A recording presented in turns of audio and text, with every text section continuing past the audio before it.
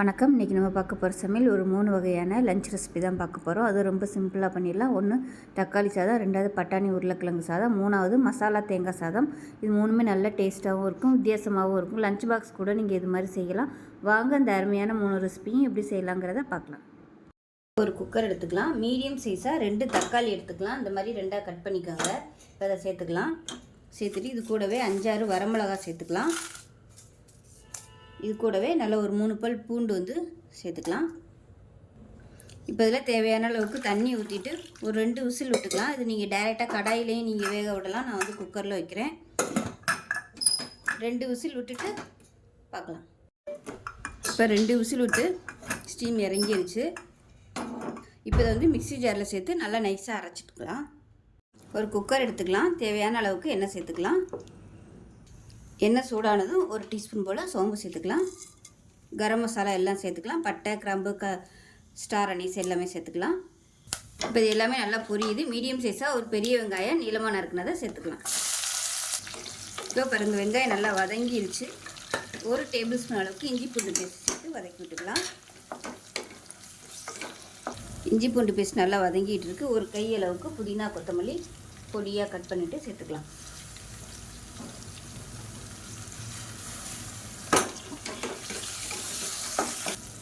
இப்போ புதினா, கொத்தமல்லி எல்லாமே நல்லா வதங்கிடுச்சு. இப்போ இதில் 1 டேபிள் ஸ்பூன் அளவுக்கு தனியாத்தூள் சேர்த்துக்கலாம். 1/2 டேபிள் ஸ்பூன் மிளகாத்தூள், 1/4 டேபிள் ஸ்பூன் சோம்புத்தூள் சேர்த்துக்கலாம். நல்லா ஃப்ளேவராக இருக்கும். அதே மாதிரி 1/4 டேபிள் ஸ்பூன் அளவுக்கு கறி மசாலா சேர்த்துக்கலாம். கறி மசாலா இல்லை கரம் மசாலா எதுனாலும் சேர்த்துக்கலாம். இப்போ இது கூடவே சின்னதாக ஒரு தக்காளி பொடியாக கட் பண்ணதை சேர்த்துக்கலாம். இது நல்லா எல்லாமே எண்ணெய் பிரிய வதக்கிக்கலாம். இப்போ நம்ம அரைச்சி வச்சுருக்கிறது தக்காளி பேஸ்ட்டையும் சேர்த்துக்கலாம். சேர்த்து நல்லா எண்ணெய் பிரிய வதக்கணும் மீடியமான ஃப்ளேமில். இப்போ இதில் 1/4 டீஸ்பூன் போல் மஞ்சள்தூள் சேர்த்துக்கலாம். இப்போ தேவையான அளவுக்கு உப்பு சேர்த்துக்கலாம். இப்போ பாருங்கள், மசாலா எல்லாமே நல்லா எண்ணெய் பிரிய வந்துருச்சு. இப்போ பார்த்திங்கன்னா 1 டம்ளர் அரிசிக்கு 2 டம்ளர் தண்ணி எடுத்துருக்கேன். நான் பிரியாணி அரிசி தான் எடுத்திருக்கேன், பாசுமதி அரிசி. நீங்கள் ஜீரக சம்பா அரிசி கூட எடுத்துக்கலாம். இப்போ 1 டம்ளர் அரிசிக்கு 2 டம்ளர் தண்ணி நல்லா கொதிக்கிற தண்ணியாக சேர்த்துக்கோங்க. இப்போ இது நல்லா கொதிக்கட்டும். கொதிச்சதுக்கப்புறமா தண்ணி சேர்த்துக்கலாம். தண்ணி நல்லா கொதிக்க ஆரம்பிக்கவும் அரிசியை சேர்த்துக்கலாம். இப்போ பாருங்கள், அரிசி நல்லா இருக்குது. தண்ணி நல்லா கொதிக்க ஆரம்பிக்கும். இப்போ தண்ணி நல்லா கொதிச்சிருச்சு. இப்போ ஊற வச்சுருக்க அரிசியை சேர்த்துக்கலாம்.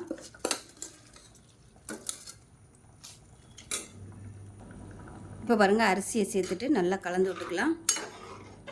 கலந்து விட்டு உப்பு செக் பண்ணி பார்த்துட்டு உப்பு பத்தலைன்னா உப்பு சேர்த்துக்கலாம். இப்போ குக்கரை மூடி வச்சிடலாம். மூடி வச்சுட்டு நல்லா ஒரு 2 விசில் விட்டுட்டு ஸ்டீம் போனதுக்கப்புறம் பார்க்கலாம். இப்போ எப்படி இருக்குன்னு பார்க்கலாம். பாருங்கள், சூப்பராக வந்துருச்சு. இப்போ கீழேருந்து மேலே வரைக்கும் பரட்டி விட்டுக்கலாம்.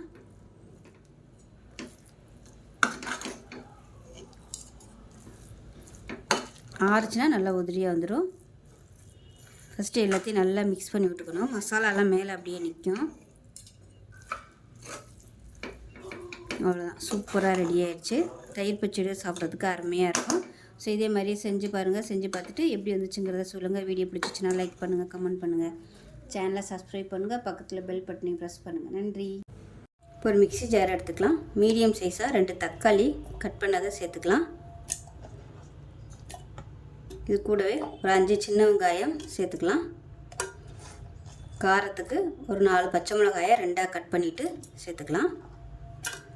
ஒரு கை அளவுக்கு கொத்தமல்லி இலை சேர்த்துக்கலாம். அதே மாதிரி ஒரு கை அளவுக்கு புதினா இலை. இப்போ இதில் நல்லா ஒரு 2 டேபிள் ஸ்பூன் அளவுக்கு தயிர் சேர்த்துக்கலாம். இப்போ இது எல்லாத்தையும் நல்லா நைஸாக அரைச்சிட்டு பார்க்கலாம். குக்கர் எடுத்துக்கலாம். தேவையான அளவுக்கு எண்ணெய் சேர்த்துக்கலாம். இப்போ பாருங்கள், எண்ணெய் நல்லா சூடாகிடுச்சு. பிரியாணி இலை சேர்த்துக்கலாம். ஒரு சின்ன துண்டாக 3 பட்டை சேர்த்துக்கலாம். 2 கிராம்பு சேர்த்துக்கலாம். ஒரு அன்னாச்சிப்பூ சேர்த்துக்கலாம். கொஞ்சமாக சோம்பு சேர்த்துக்கலாம். இப்போ இதில் மீடியம் சைஸாக ஒரு பெரிய வெங்காயம் நீளமாக நறுக்குனதை சேர்த்துக்கலாம்.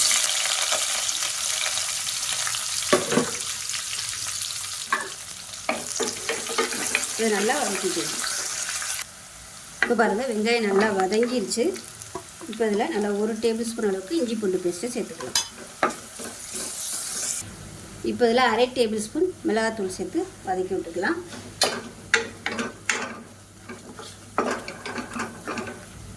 அரை டேபிள் ஸ்பூன் தனியாத்தூள் சேர்த்துக்கலாம். இப்போ எல்லாத்தையும் நல்லா வதக்கி விட்டுட்டு அரைச்சி வச்சுருக்க பேஸ்ட்டை சேர்த்துக்கலாம். இப்போ பாருங்கள் மசாலா நல்லா எண்ணெய் பிரிய வதக்கியாச்சு. இப்போ இதில் நல்லா 2 கை அளவுக்கு ஃப்ரெஷ்ஷான பட்டாணி சேர்த்துக்கலாம். அது கூடவே மீடியம் சைஸாக ஒரு உருளைக்கிழங்கு கட் பண்ணி வச்சுருக்கேன், அதையும் சேர்த்துக்கலாம். இப்போ இதையும் சேர்த்து நல்லா வதக்கி விட்டுக்கலாம். இப்போ தேவையான அளவுக்கு உப்பு சேர்த்துக்கலாம். இப்போ பாருங்கள் நல்லா எண்ணெய் பிரிய வந்துருச்சு. இப்போ இந்த ஸ்டேஜில் தண்ணி சேர்த்துக்கலாம். 1 டம்ளர் பாசுமதி அரிசிக்கு 1.5 டம்ளர் தண்ணி வச்சுருக்கேன். 1.5லேருந்து 1.25 வரைக்கும் நீங்கள் வச்சுக்கலாம். அது நல்லா சூடு பண்ணிவிட்டு சேர்த்துக்கோங்க. இது நல்லா கொதிக்க ஆரம்பிக்கட்டும். இப்போ தண்ணி நல்லா கொதிக்க ஆரம்பிச்சிருச்சு. இப்போ ஊற வச்சுருந்த அரிசியே சேர்த்துக்கலாம். நல்லா 20 நிமிஷம் ஊற வச்சுருக்கேன். நான் இன்றைக்கி வந்து பிரியாணி, அதாவது பாஸ்மதி அரிசி தான் சேர்த்துருக்கேன். இதுக்கு பதிலாக நீங்கள் ஜீரக சம்பா சேர்க்குறனாலும் சேர்த்துக்கலாம்.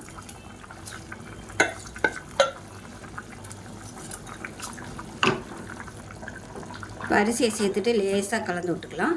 ரொம்ப கலந்து விட்டிங்கன்னா அரிசி உடையும். அதனால் லேசாக அந்த மாதிரி அடிப்பிடிக்காத அளவுக்கு எடுத்து விட்டுட்டு உப்பு செக் பண்ணி பார்த்துக்கோங்க. உப்பு கம்மியாக இருக்குது, கொஞ்சமாக உப்பு சேர்த்துட்டு ஒரு மிக்சிங் பண்ணிக்கலாம். குக்கரை மூடி வச்சுட்டு நல்லா ஒரு 2 விசில் விட்டுட்டு நல்லா ஸ்டீம் இறங்கினதுக்கப்புறம் பார்க்கலாம். இப்போ ஸ்டீம்லாம் போயிடுச்சு, எப்படி இருக்குன்னு பார்க்கலாம். பாருங்கள் சூப்பராக வந்துருச்சு. அரிசி ஒன்று நல்லா நீளமாக இருக்குது பாருங்கள். நல்லா அப்படியே கீழேருந்து மேலே வரைக்கும் பரட்டி விட்டுக்கலாம். இப்போ நமக்கு அருமையான பட்டாணி மசாலா சாதம் ரெடி ஆயிடுச்சு. லஞ்ச் பாக்ஸுக்கு அருமையாக இருக்கும்.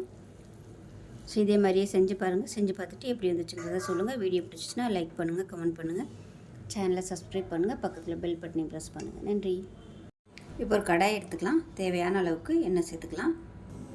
எண்ணெய் நல்லா சூடாயிருச்சு. இப்போ இதில் 1 டீஸ்பூன் போல் சோம்பு சேர்த்துக்கலாம். அதே மாதிரி 1 டீஸ்பூன் சீரகம் சேர்த்துக்கலாம். இப்போ இதில் ஒரு சின்ன துண்டு பட்டை, ஒரு ஏலக்காய், ஒரு கிராம்பு சேர்த்துக்கலாம். கொஞ்சமாக கருவேப்பிலை சேர்த்துக்கலாம்.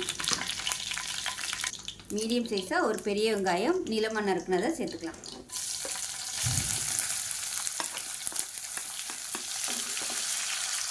இப்போ இதில் உப்பு சேர்த்துக்கலாம் கொஞ்சமாக. வெங்காயம் சீக்கிரம் வதங்கும். இப்போ இதில் 2 பச்சை மிளகாய் சேர்த்துக்கலாம். 1/4 டீஸ்பூன் இஞ்சி பூண்டு பேஸ்ட்டு சேர்த்து வதக்கி விட்டுக்கலாம். இப்போ இதில் மீடியம் சைஸாக ஒரு தக்காளி பொடியாக கட் பண்ணதை சேர்த்துக்கலாம்.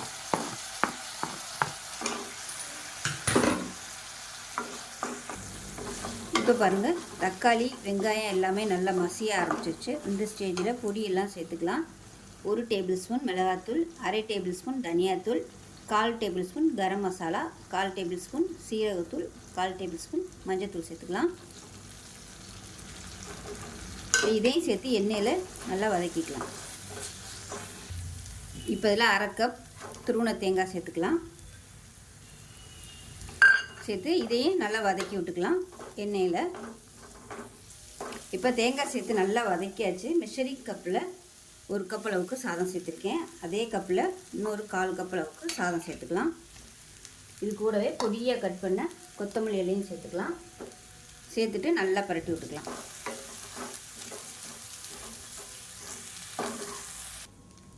இப்போ பாருங்கள் நல்லா மிக்ஸ் பண்ணியாச்சு.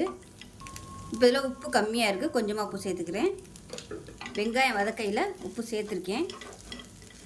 சாதம் வடிக்கையிலையும் உப்பு சேர்த்துக்கோங்க. நான் சாதாரண அரிசி தான் சேர்த்துருக்கேன், பொன்னி அரிசி. நீங்கள் பாஸ்மதி அரிசி கூட சேர்த்திங்கன்னா சூப்பராக இருக்கும். நல்லா நீளமாக இருக்கும். அவ்வளோதான். நல்லா கலந்து விட்டோம்னா சூப்பரான மசாலா தேங்காய் சாதம் ரெடி ஆகிடுச்சு. லஞ்ச் பாக்ஸ் கொடுக்குறதுக்கு அருமையாக இருக்கும். செஞ்சு பாருங்கள். செஞ்சு பார்த்துட்டு எப்படி வந்துச்சுங்கிறத சொல்லுங்கள். வீடியோ பிடிச்சிச்சின்னா லைக் பண்ணுங்கள், கமெண்ட் பண்ணுங்கள், சேனலை சப்ஸ்கிரைப் பண்ணுங்கள், பக்கத்தில் பெல் பட்டனை ப்ரெஸ் பண்ணுங்கள். நன்றி.